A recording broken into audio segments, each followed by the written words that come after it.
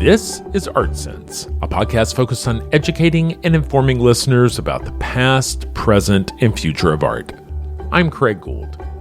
Today's episode features a panel discussion I led on December 12th, which was hosted by the National Arts Club. The topic of the discussion was the art of digital manipulation. In particular, the use of large data sets and custom programs in the development of fine art and the ever-evolving influence of artificial intelligence. I was lucky to be joined by pioneering artist Jason Salavon, who has spent decades working in the field of generative art and the use of complex systems of data mining to create works that are an uncanny reflection of our society. And now, my National Arts Club conversation with artist Jason Salavon.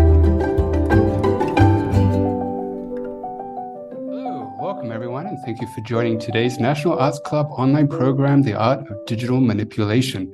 My name is Nathan Byrne. For those of you who are not familiar with the National Arts Club, we're a 501(c) nonprofit based in New York with a mission to stimulate, foster, and promote public interest in the arts.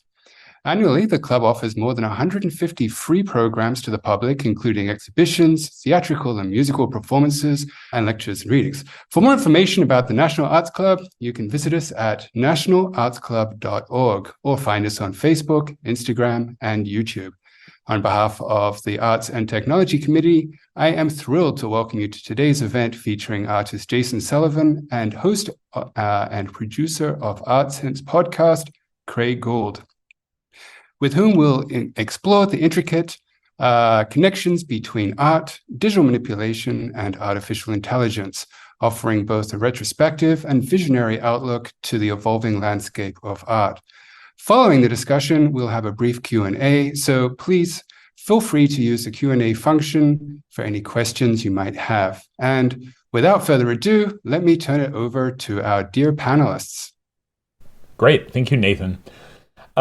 Jason, I look forward to this conversation, and it's great getting to have a conversation with you, an artist who works at the nexus of technology and art, and kind of use your body of work and your practice and your active studio practice as a jumping off point for a conversation about these topics.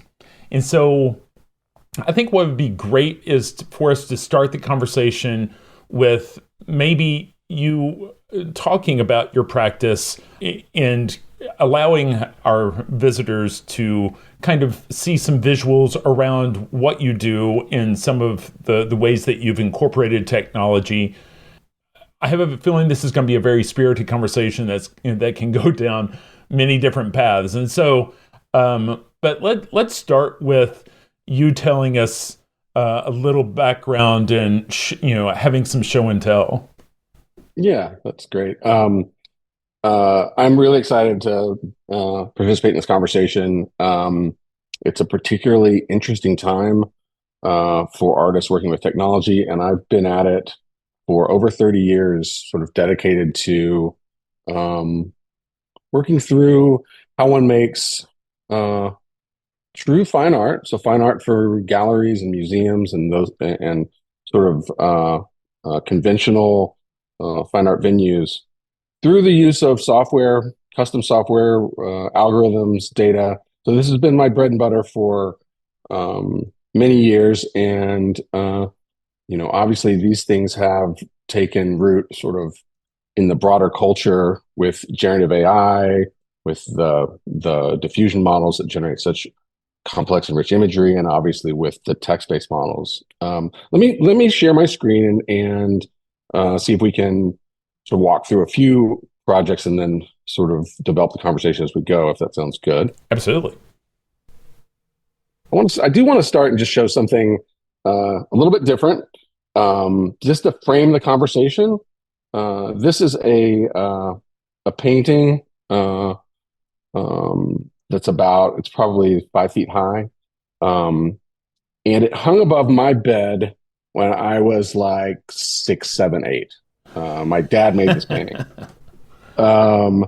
And my dad made lots and lots of um, interesting paintings that sort of melded um, uh, illustration, some Renaissance techniques, as well as a sort of um, 70s infused sort of uh, um, psychedelia and these sorts of things. And so I show this painting just to sort of set the stage for my own background being one of being around art, being around kind of adventurous art, um, and also sort of that exposure. We were living in Fort Worth, Texas at the time, and these kinds of paintings weren't flying off the shelves in Fort Worth, Texas in say 1977.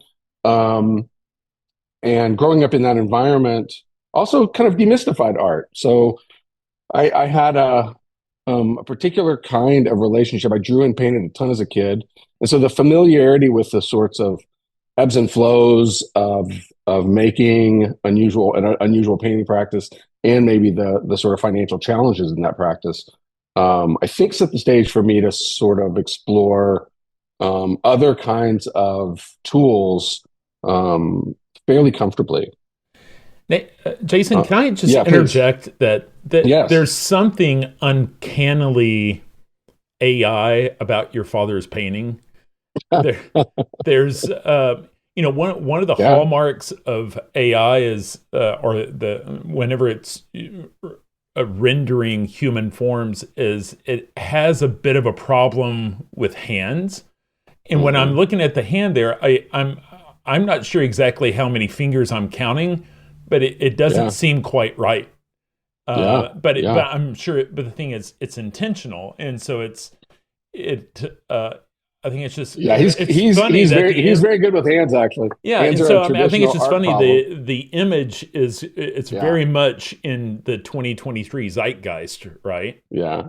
Yeah. And I would add that his representational style is also kind of and sort of psychedelic style is in the wheelhouse of what current models sort of like to do. They're I think the optimizations that they're sort of geared toward have them sort of favor the novelty of kind of candy-like psychedelics. Mhm. And that is what's happening in this painting from the sort of, I'm guessing it's painting 76, 77, something like that. So yes, and I've actually never heard that observation. I think my dad's whole sort of 70s oeuvre would maybe fit in well with the current AI zeitgeist. I'll just show a couple like very early things just to kind of frame the conversation. I'd like to jump to more recent things. Um, so it's a simple thing. I made it as an undergrad, so I made it in the early '90s, and it's a 384 page book. I think I made it in '92, um, of all automatically generated sort of carpet forms, and I called it Carpet Maker. So I was in undergrad doing a lot of painting and drawing, and then I was also taking computer science classes. Frankly, I really enjoyed math and science and had some aptitude for things like computer science, but that was also sort of consciously hedging a little bit about career options and what one would do with a fine art degree. But I began to see the possibility of um, autonomously generating imagery content via software. And so I had one of these old 9-inch Macintoshes and a dot matrix printer. So this is like, just a sort of home technology from say 1992. And I would set a piece of software running and then print these all night and wake up in the morning to a stack of prints. And that feeling, there was something at the time, I'm in my early 20s, and there's something magical about like the surprise, like, oh, I didn't know it could do that. I didn't know that was in the realm. So these shapes or this style was in the realm of possibility. While this is a very simple algorithm and ultimately a kind of simple use of software to make art, it was really validating just internally that um, you could kind of guide this process and then in this case make a 384 page book which I still possess. It's cotton bound, so it also has a kind of like, it hasn't yellowed. I used acid-free paper and things like that. So that quality, that it's this sort of digital artifact from the early '90s that still remains an art object is also really interesting to me. That experience of sort of working as an undergrad and kind of discovering that it was possible to write software to make art really set me on a different course. And I felt fully committed to it pretty much before there were avenues to sort of continue study. There was a program in Chicago. I'm in Chicago now, a graduate program at the School of the Art Institute of Chicago. And I ended up going there for grad school in the art and technology program, where I was sort of working on 3D graphics and other things, but I kept returning to the sort of autonomous generation of art objects, or at least the guided autonomous generation. Like I felt like I'm guiding these things. This is now called generative art, by the way. This is sort of has a name. At the time, the term generativity has been around in the sort of media art circles for a long time, but that there is a label, I'm a generative artist, was not something. It's not something I would call myself now, by the way, and it wasn't something that existed as a term. In some sense, I was kind of I was sort of bouncing around between kind of two forms: a generative form, like this carpet maker, and something like a data manipulation, data visualization form, which, like, I'll fast forward just a bit. Say something like this is sort of archetypal. So these are photographs. They're collected by museums and owned by collectors, and they're sort of 3 feet across. They're these area abstractions, and they're also just a kind of literal sort of mathematical overlaying of homes for sale in various regions based on realtor photographs. So the whole suite is called Homes for Sale, and this is sort of homes for sale in Seattle, Tacoma, or homes for sale in the 5 boroughs, or homes for sale in LA, Orange County, or Dallas, Fort Worth, and Miami. One of the things that I sort of discovered, and I have a lot of affinity with the history of conceptual art, and I really enjoy building a kind of rigorous structure for a project, and then kind of following it naturally and not sort of over editing it. So the fact that the LA, Dallas, Fort Worth, and Miami all have sort of the vestiges of blue skies, that was not intended. That was not something I crafted. That was in the data, right? That was in the realtor photographs of Los Angeles. You would have this down here is a bit of road, because it also includes Orange County. So you've got lots of ranch houses. So the camera has to be pulled back far enough to get the full ranch house, and you get a little bit of road. And so the data itself, and in this case, data just means 120 photographs from realtors, or 109 photographs in Seattle, Tacoma. The data itself has some information that, when you aggregate it, tells more story about a particular region. That Seattle, Tacoma is gray, and maybe it's on a hill. This is not I did not intend this, and I didn't edit the photographs to make this happen. This was sort of in the data. So some of these cliches about the sort of geography and weather of these regions comes through in these photographs. At the same time, they operate maybe in some relationship to Impressionism. I'm interested in sort of that moment in painting, when painting sort of pivots away from hyper representation, driven away from representation a lot by the photograph, toward abstraction, and these pictures also sort of end up reiterating some of that just through the averaging of pixels of some data set of common photographs. I would just interject that, this whole notion of the visual representation of data is something that I found very interesting. There's a website and a whole subset of designers out there. There's a website called Information is Beautiful. Yep. There are, noted PhDs like Edward Tufte that are looking at the visual representation of data and how do intersect art with data to bring better understanding to just a big stack of numbers, right? Yeah.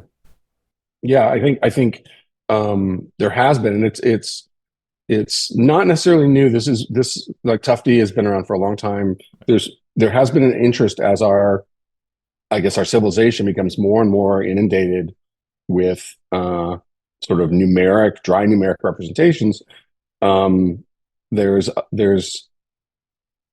think accurate thinking that uh, using images and video um, to try to give form to those numbers helps us understand and helps us grasp the world. It also helps people make arguments about the world. It helps people maybe even manipulate perspectives about the world. But uh, there's there's true value there, and I think people have mined it and continue to.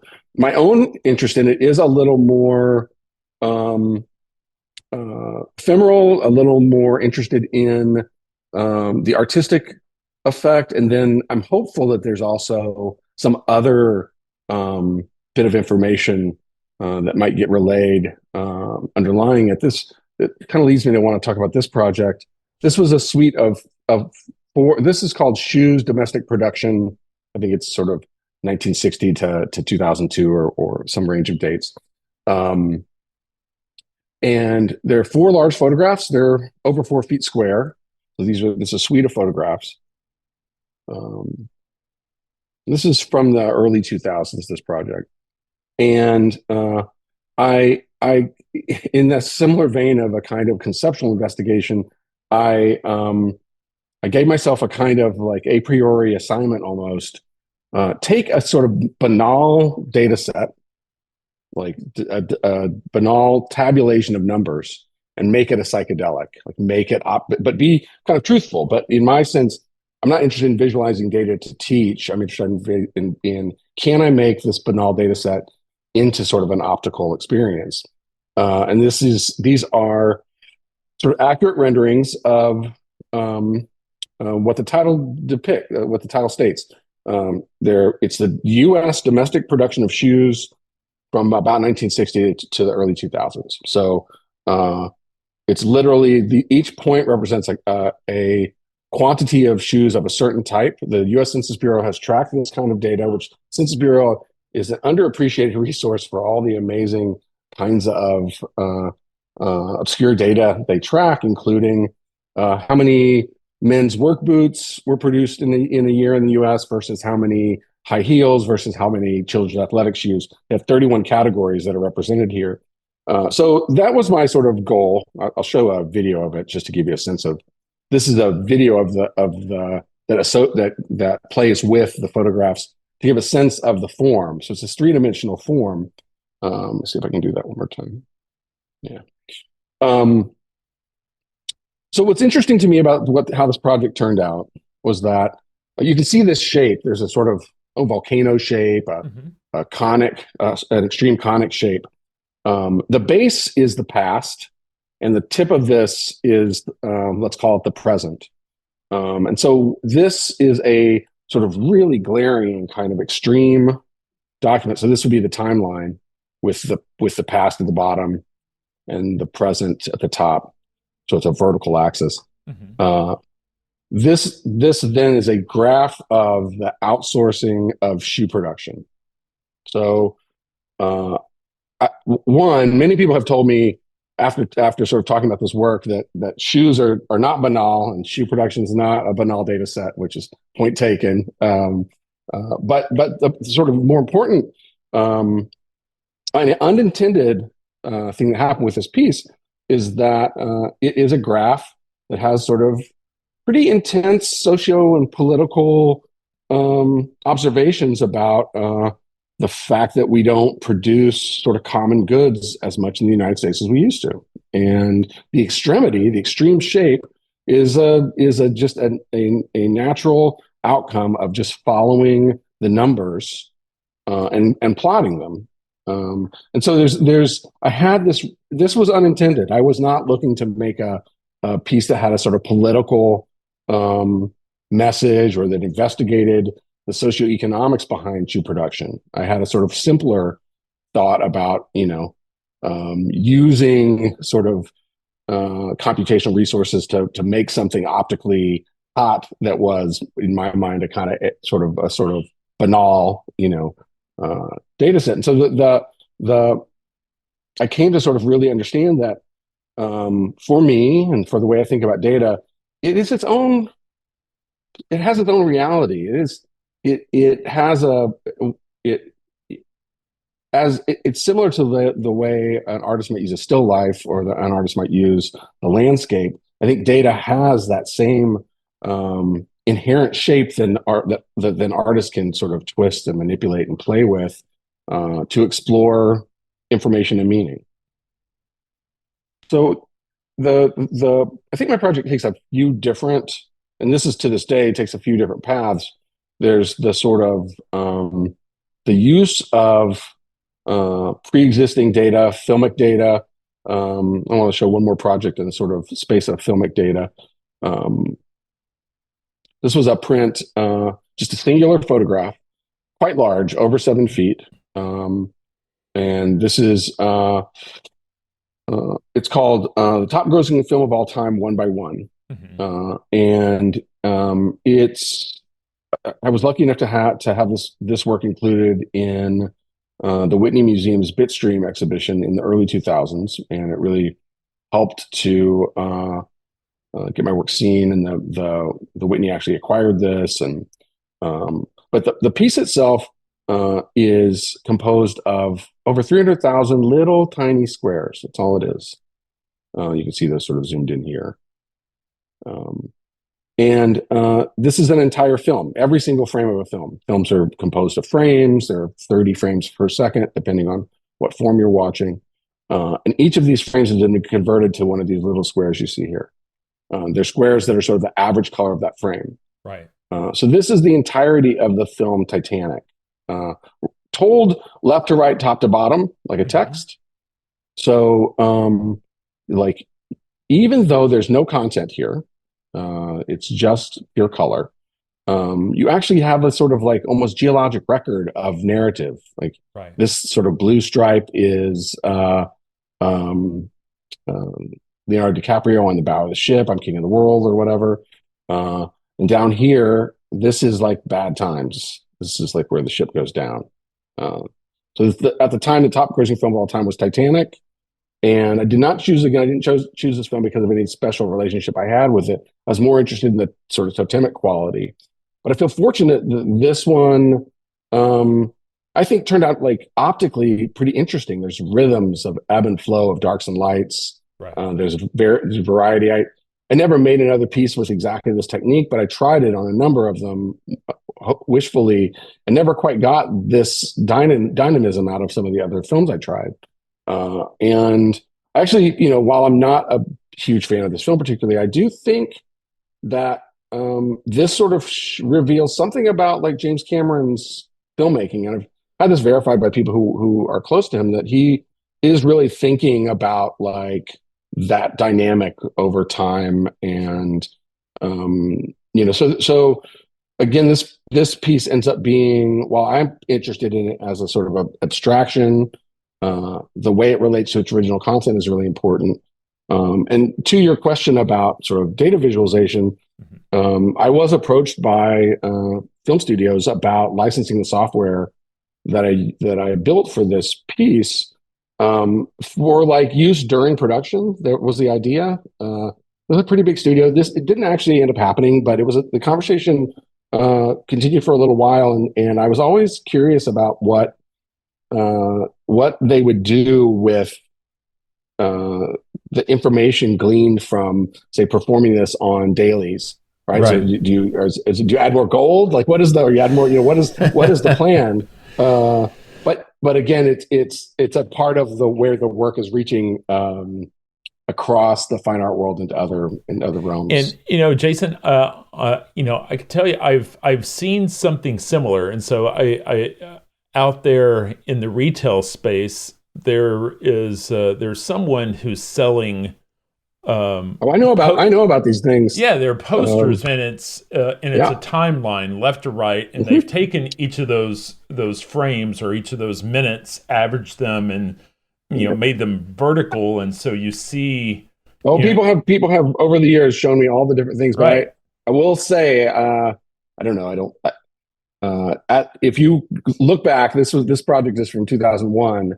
I don't think you'll find something predating that. Oh, So, absolutely. um, But but yeah, it's a beautiful idea, and I can tell you, I have appreciated that, like not having seen this before, but having seen those yeah. other products, I appreciated the concept because I could look at Star Wars or Raiders of the Mhm. Lost Ark, and you can see the hero's journey in color and value, Yeah. right? Yeah. I mean, I think what for me, like these averaging pieces and that piece were um, basically made around the same time, and it was because I was playing with filmic frames, the overlaying of filmic frames, the averaging of filmic frames, and so it was really natural for me to sort of vary the knobs. The first one of those was just literally taking frames from films. So you mentioned Star Wars. This is from 96, 97. This is every frame of Star Wars laid out by luminosity. So that experience of treating um, photographic material, film material, and sort of preconceiving of it as data. Like these are things you can rearrange. I think it was also influenced by sampling and collage, like these other ideas from culture that one can take as raw material, but instead of like cutting, and assembling, which I'd done when I was younger, now you have computational resources to give you sort of the superpower of laying out thousands of things. So yeah, this, and I think when we start talking about AI, this all kind of leads to that. This sort of this my own relationship with, say, huge folders of images goes back to basically to the 90s, and the thinking about huge folders of images as sets, a film set or a set of photographs that are from a region that realtors took, or a project I did with Playboy centerfolds that sort of became well known for. So each decade of Playboy centerfolds has been averaged here. It obliterates all the content, which I was really interested in. Like it's obliterated, but you still see the figure, and then how the treatment of the figure changed decade to decade. Right, the kind of photography. Well, you can't see anything here. You ask, well, what is this? Right. Well, this is the aggregate of a model whose head is probably turned away from the camera more often than not, Right. so that the hair is sort of central. So sort of demurely looking away from the camera, where by the time you're at the 90s, bright light, fully facing the camera, sort of much more direct. And that's a change in pose, a change in lighting, a change in attitude and posture to the question of photographing these models that's sort of revealed in these, maybe soft and atmospheric and impressionistic abstract photographs. Um, so the I guess what I'm wanting to say about that is that this this orientation that I developed toward thinking about data as raw material, and then specifically thinking about big folders of photographs, directories and Linux terms, but big folders you can think of on your desktop or whatever, folders with thousands of photographs. Um, this is how AI now works, basically. On steroids. So instead of thousands, we're talking millions or perhaps billions. And I think I had some good fortune in that my work was propagated on the internet some, and computer science researchers, particularly those working in computer vision in sort of early AI days, had seen this work and actually cited it and reached out to me. So very early on, I had sort of relationships with the computer science part of AI, just via a sense of commonality between an artist's approach to a big folder of images and maybe an AI researcher's approach to, a big folder of images. I do want to talk a little bit more about the averaging works. So this is a project. So I think I've done 8 of these averaging works, and I haven't done any since 2016. I think I'm through doing these, but they are one of the things I'm recognized for. And this was a suite of photographs called 100 Special Moments. So it's 100 photographs of the newlyweds, of Kids with Santa, of the Little Leaguer, and of the graduate. So these are sort of, poignant, really special moments in people's lives that one can find just and aggregate into these sort of meta photographs. And I have a sort of something I kind of want to show you guys. So this is a singular photograph from those data sets. Right. And again, I think this project is 2005, 6. So we're far away from AI, but I still call these things data sets. At the time, I was thinking of them as data sets. So here we are, sort of an average of five random photographs from this batch of 100 each, right? And you can kind of already see this this sort of averaged form emerging. And no special care is taken. There's a little bit of alignment that I actually outsourced to an assistant because I wanted to stay away from trying to overly determine what the output would be, what the final image would be. Right. Here we are at 25. And what I find really interesting about this is it kind of doesn't matter which 25 you choose. You're already basically at this form, right? So the convergence of these images into this sort of Uber form happens really quickly, more quickly than you would imagine. Now, if I choose another 25, there'd be variance. Maybe the background be slightly different here, but the basic structures are in place and they stay that way. And here we go to the full 100. And you only just get sort of a further refinement. And then the reason with these projects I've stuck around 100 is I like the number mimetically, but also that you reach diminishing returns. And so formally and artistically, it's not necessary. And then the other thing I added to this particular project was actually, and this goes into the nerd weeds a bit, but the mean and the median are 2 different kinds of ways of thinking about an average. This is the mean, this is the median, this is the mean, this is the median. And for this project only, I had actually combined these. But I do think the difference, so when people are quoting statistics, these differences really do matter. They really do. They aren't the same thing.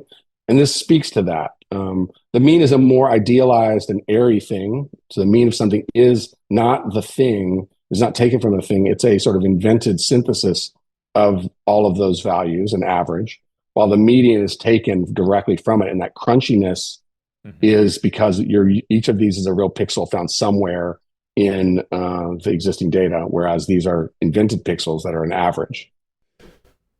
Well, Jason, I was wondering if maybe we could talk about what it's been like for you as an artist who is passionate about technology and has wanted to use technology in all its forms and data.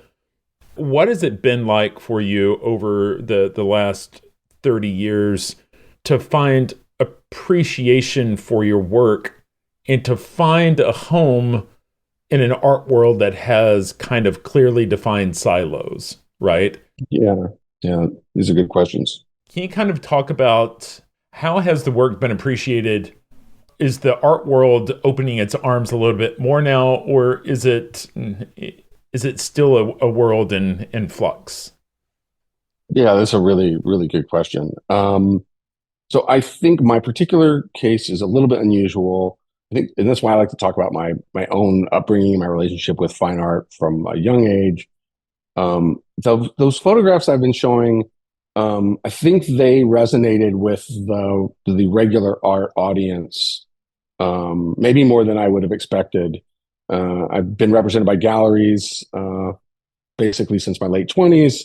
Have been collected by lots and lots of museums. So I think I've had a maybe an unusual path, but I will say it has not been an easy road. I think there is a lot of what I would say kind of knee jerk rejection of the use of technology. So it in the realms of complaints people have had about something like abstraction. My kid could do that. These kinds of complaints, those have kind of shifted into technology driven work, and ideas that if you're not making it with your hand, is that really is it possible to be soulful? These kinds of questions, which I think are interesting and real questions. My answer would be, yeah, it's absolutely possible to be soulful. Uh, so I think but the other thing I would say is that there has been something like a stagnation in the fine art world, my experience, where things have sort of hung around the same kind of place for 30 years. So if you look at a something like the Whitney Biennial, a big sort of survey exhibition of what's happening right now, there will be a few token sort of technology driven artists and works, but by and large, the sort of traditional forms are dominant. Which I don't have a strong opinion about either way. I think I love painting. I love sculpture. I'm a tenured faculty member in an art department that is historically oriented toward sort of traditional forms and enjoy working with students. One of the things that I get the opportunity to do is work with students across sort of all fine art forms, which I really value. But at the same time, I there's something really, really interesting happening in our civilization at the intersection of visual culture and computer automation.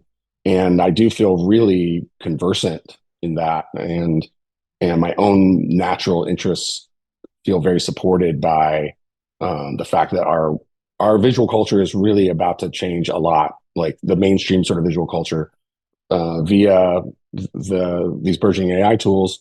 And I do feel privileged to sort of be in have sort of been right there from very early. Did you have a thought or? I do have a thought, and I think it may open the door to go to the next image here, and that is, I feel like our definition of art may be shifting, and a lot of times with people, I like to say that, in the 1820s, 1840s, when photography had its first advent, they say that it allowed painting to quit its day job, right? Yeah. And that it changed our expectations of what art is, of what painting is, and what art is intended to do. It became, in the 20th century, very much more open to less about representation and more about something else, right? Yeah. And now AI, I feel like it's a similar shift from the world of figurative painted figuration to photography. We're on the precipice of a different type of tool that provides a different visual language, and it feels like there is the prospect for a seismic shift.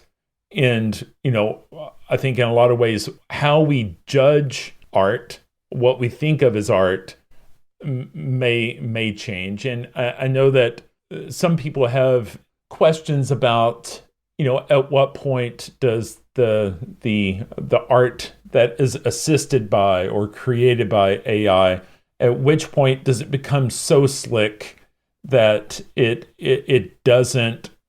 no longer represents the natural entropy that is involved with the human hand, right? Yeah. Can you kind of talk about that messy question of how is it shifting? What are we looking at? Yeah, well, I really appreciate the complexity and richness of that question. And I agree with the basic sort of premise that the advent of the photograph changed painting's relationship with representation. And painters were, it began to seem redundant to, or at least there was the new opportunity to explore crafting paintings that became more detached from the goals of sort of pure representation, and that they ended up having the opportunity to explore personal subjectivity and to the point where you end up with sort of pure non-objective abstraction. Um, the question of AI's impact on art, I think, is rich and complicated, and at this point unanswerable. So I'm going to be in the full speculation mode rather than I do not have the answer, and I don't think anyone actually has the answer. But my own speculations, one, leads me to maybe make a distinction between capital A art and lowercase a art. I think capital A art, fine art that's shown in galleries and museums, in art fairs like in Miami, that just happened in Miami. Capital A art is its own rich, socially constructed universe, and the objects that inhabit that universe there's such a plurality at this point. There are fashions that come and go, but we are past a kind of art that has a dominant movement, and then that begat the next dominant movement, as we had with modernism. Um, and I think that is influenced by lots and lots of factors, lots of soft factors, lots of really um, uh, different kinds of levels of transparency and opacity into what makes something work in that world. And so AI's effect in that world will be present, but I think I'm more interested in AI's effect in lowercase a art, which is our entertainments, our daily consumption of images and design, our experience with the visual world on a kind of day-to-day basis. And I have a lot of confidence that that is on the precipice of radical transformation in very short order, and that I have an 8-year-old daughter, that my daughter will be able to make things on a tablet that would have cost hundreds of thousands of dollars, I don't know, 5 years ago. Right. So we're at a point where we're going to democratize the ability to create narrative and content, and that democratization, that sort of we're going to raise the floor on what everybody can make so much so fast, that it's kind of induces vertigo, actually. I've taught a class called Art and Machine Intelligence. So it's an AI art making class. I've taught it for 5 years.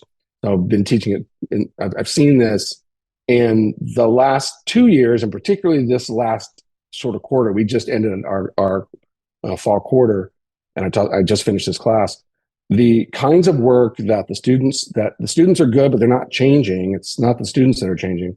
The kinds of work that they created in this last quarter had me feeling a little bit of anxiety during the critiques. Like that students were able to create really, really rich, complex objects in, full graphic novels, full radio plays, full complex websites in like 30 hours of work, which, since I have a lot of experience in this space, these are things that took weeks and budgets. And so now you have undergraduates with no art making experience doing it instead. Those are undergraduate students with no experience. And, Yep. It just makes me think. I was reading just recently about a product at Adobe Firefly, where they're taking, text-based AI, be able to create outputs based on the 200 million images that they have in Adobe stock. And it becomes a tool for professional graphic designers to be able to say, instead of saying, I need, to find photography, I need to commission a photographer, it's, hey, I wish, this is what I want. And something pretty close can be generated on the fly, and then the capability to manipulate it in Photoshop or Illustrator and have an output in 3% the time that the same project would have taken in the old days, right? Yeah, I mean, I'm actually quite familiar with that project, and have worked with have had collaborators who are sort of close to that project, and I know that I don't think it's speaking out of turn. They're more than that. They're interested in allowing, say, a brand to be able to have brand specific content sort of get learned by the model in a quick way, so that you're not just speaking to sort of a generalized model. You're now able to make Within your your guidelines. particular, yeah, within, and literally have your brand be kind of, and then what's important is this isn't cut and paste. This is fully synthesized, right? These images are that these models are making are have the full synthesis of lighting and content, and they're not yet really controllable. So these are the kinds of things that are coming, but there's already lots and lots of developments along these lines. And it is. I am very, very comfortable speculating that these kinds of tools, the combination of large language models like ChatGPT and these image generation models like DALL-E, or you're talking about Firefly, which are in a class of models called diffusion models. These two things, with whatever else is coming, represent the ability to make sort of photorealistic or fantastic content, with a floor that's really high, such that literally my 8-year-old will be able to make some rich magic horse movie that's 5 minutes, that is compelling graphically, and maybe she gets help from ChatGPT on the story too, that has a surprise ending, and multiply that times all of our households, and everyone's making these like extravaganzas of souped up content that took studios, that literally took studios, like 5 years ago. And then you wonder how that affects, like, what does Hollywood do with that? I have some questions and experience about that with that too. So all is to say, I think fine art is a little bit insular in that it has its own kinds of rules, and these things will surely sort of change fine art, and fine art will have to sort of adjust. But our sort of daily visual culture has no hangups about embracing these things, and I think that we're already well into the arms race for winners and losers, both from like companies that will sort of make these things, and then what kinds of experiences. I mean, I get really excited when I think about a kind of young genius who's sort of, in say mid-20s, has been steeped in this culture, grew up with the internet, inventing new forms. Like this is, I think, we won't just be looking at sort of souped up versions of our familiar forms and genres. We will ultimately have new forms. Maybe those forms have to do with infinite generation, and you just log into your movie that's always playing, or some degree of interact. It's hard to speculate. My own sort of response to that is to make, and I do want to talk about this piece, to make really huge things that can't be made otherwise. And so the last few years, I've found myself really trying to assemble coherent sort of things that are coherent from some macro view, that then have sort of really different identities from a micro view, via the sort of arrangement and composition of these kinds of tools. So do you want to talk about this piece, Totem? Yeah. So I think we're probably at Q&A. So let me. I've really enjoyed this conversation too, and I just want to sort of wrap up with something that's very new. It launched this summer. It's ongoing, and it's called Totem. That is an acronym for Tapestry of Decadent Meritocracy, and it's a project that sort of uses the latest tools and my own in-house software to make a 100,000 by 58,000 pixel that just is huge. We think it's the largest sort of GIF animation ever made. And it engages with blockchain. it's a digitally native object. So it's the first thing I've made that this one only lives online. I will do exhibitions around ideas like this, but this piece is an online work, and hopefully it all works. I'll click to it. So we're going to the piece live. We'll go to the Web3 mode. And it's an animation composed of thousands and thousands of small tiles that are themselves little stories derived from the Wikipedia and from the most popular pages on the Wikipedia. So it's got many, many layers, and it'd be difficult to explain it in a simple way. But you are looking at like 100 frame animation. I'm going to step through it. That sort of move in a macro. We're sort of pulled out, sort of looking at sort of an aggregate sort of painting that becomes photographs that sort of goes through all these spaces, and then at any sort of local. You'll have these sorts of stories, I say stories, but images and sort of little mini narratives derived from prompts. And we're about to launch. I'm showing you a preview of something. We've updated it. So this is a new one that even uses sort of newer techniques, but I'm really interested in this idea that an image, a photograph can do lots of work, right? So Kobe Bryant is also sort of forming this moon, right? Or this is Muhammad Ali, and this is sort of Batman serving as a negative space between his legs. This is and in this sense, I am composing, but I am also back to that first thing I showed.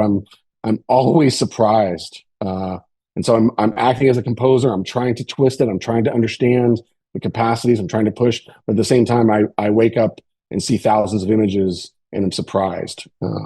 Yeah, I was just going to ask. I was looking at this piece on OpenSea last night, and you can buy a segment of the geography of the Correct. piece, and where you have drilled down, and when you're down there are these kind of text fields that pop up when you roll over. Are those also generated just like the visuals? Yeah, so it's a pretty baroque process, but in this case, this prompt, the legendary musician Barry Gibb is seen performing in parallel universe, blah blah blah. That prompt, I had a whole other system that was trying to make interesting, rich, complex prompts based on Barry Gibb. Barry Gibb is in the Wikipedia. He's in the top 5,000 Wikipedia articles. So we endeavored. This is another project I did a long time ago where I endeavored to rank the entire Wikipedia and made wallpaper with these rankings.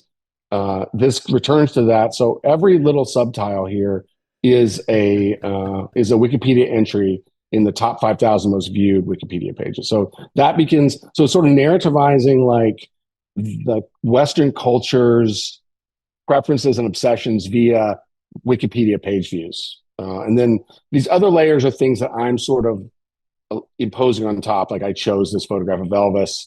Or is that Andy which Kaufman? Is actually, it's Andy Kaufman as Elvis, right? Exactly. And so, yeah, those things like this is, Andy Kaufman as Elvis is the label for this. So this, I did kind of enjoy, I have enjoyed the opportunity to explore maybe a slightly more gamified universe, a rich, complex universe that would take some learning.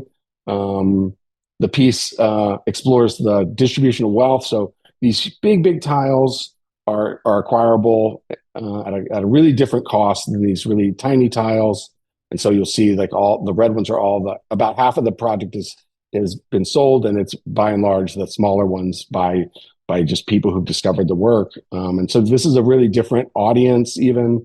Although for me, it's just another kind of Salavon project. So I'm really happy I got to show this as sort of the culmination of sort of work to this point. And I'm deeply invested and have a team here deeply invested in exploring the frontiers of what AI can do to make art and culture kind of unbound from immediate commercial concerns. So I really am. I am a sort of an artist in the sense that I'm really interested in just kinds of crazy shit, might we do with these things? I imagine we're at time. I'm happy to take a couple questions if there are any, or Sure. continue the conversation any way you'd like. I'm going to hop over here to the Q&A and spare Nathan having to jump in and read this. We have a question from Timothy Druckery. Your work in so much of AI depends on pre-existing images. Where do you stand on your relationship to intellectual property, an issue decisively in the news and in court? Yeah, it's a really good question. I So I've made, from the 90s, I have sampled, and there is a history of sampling. And so I think culturally we should kind of acknowledge that artists and musicians have been comfortable with this notion of borrowing imagery from culture as a kind of lever to engage an audience, to make a comment.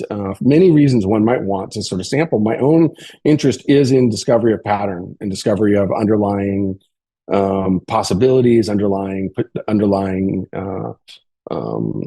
information, as well as like the sort of the transformative power, right? That there is a kind of friction of seeing an average of homes for sale, and first just thinking it's a blob, and then being told it's homes for sale, and then seeing, right, that moment of seeing something is really interesting.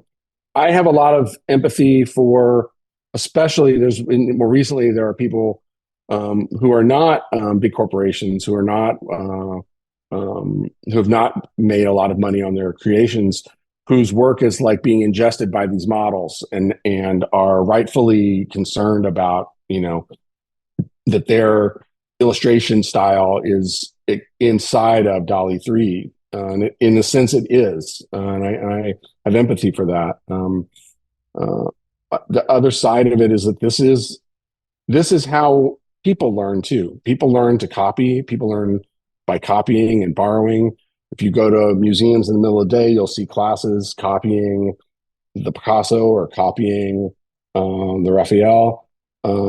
So I don't think it's as simple as when models ingest an artist's material, that's a bad outcome. I think but at the same time, I have a lot of empathy for this problem, and I just think that it's kind of endemic in a world where we've all shared our material with one another via the internet, and now we have like scrapers that scrape all of it, and now we're training autonomous AI models on all that scraping. These just are we have built a really rich network system that allows our output to be ingested into some sort of global representation, and that can hurt, I think, and I do understand the pain of it. I was just going to say, maybe to be more direct, philosophically, I don't have a big problem with fair use, which is transforming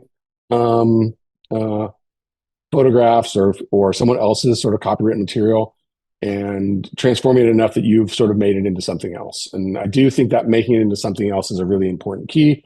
And I feel like it's a bar I'm really keen to feel like that that my work is truly engaged in transforming pre-existing content into something truly different that is a representation of me. And then I find my own styles now being either borrowed or copied, or models have them as well. So I'm also sort of engaged in this from kind of both sides. In July of this year, I had attorney Dale Sandali on my podcast, who has argued intellectual property cases all the way to the Supreme Court, and we had conversations around fair use, the Warhol Prince case from the summer, and all of the complications and murkiness around it, and exactly what the law, what latitude the law provides. And at the end of the conversation, we did dip our toe into AI and what is at play there. And one of the tricky things that the legal world is trying to figure out as it comes to AI is the whole role of intention If you were asking the computer to generate this from these data sets, then who is the creator, right? And if you are not, if there is not a clear creator's hand in the creation, you are going to be hard pressed to have a work which you can copyright, which you can actually protect. That makes sense to me. I mean, it makes sense that some native output from one of these models. You crafted a prompt to stimulate the model to return this image, but in some sense, the image was like implicitly in the model. This is going to get more philosophical, but it is what I believe. The image was in the model already. The model is sort of these frozen models. They're not being trained anymore. They're sort of locked in. They're just so huge. Their potential of imagery is so huge. The interpolated space of possible images is so massive that it feels like you made the image. And in some sense, you found the image via your specific prompts and maybe some other settings. But I agree that just that image, it would be hard to go, yeah, I get to copyright this image when the model sort of implicitly had that image, and there's going to be someone else will be able to craft a prompt very near yours and generate a very basically the next sort of neighbor image across whatever dimensions. And so I would sort of not be interested in people trying to sort of defend the images they create in these things. And in my own case, I'm interested in making something. This is not something that an AI can make, but it is using AI as some sort of tool to sort of make something that would otherwise not be makeable. And to me, that's the same as like, all kinds of new technology that's driven art making since the dawn of man. And so that is my own investment. Nathan, I don't know if we have time to answer any more questions. And there are a couple other questions here that were great questions. I just for the sake of time, well, I just want to thank Jason for your work and being willing to open up and share these images. Honestly, Jason, there are probably a half dozen other topics related to philosophies and opportunities and threats on the horizon that I probably like to have another conversation with you on my podcast, just to dive into the headiness of those topics. And so, but I really appreciate you joining me for this conversation today. Thank you. Thank you so much. Thanks to the Arts Club for inviting me. And it's been really fun and gratifying to talk about. And I welcome any further conversation.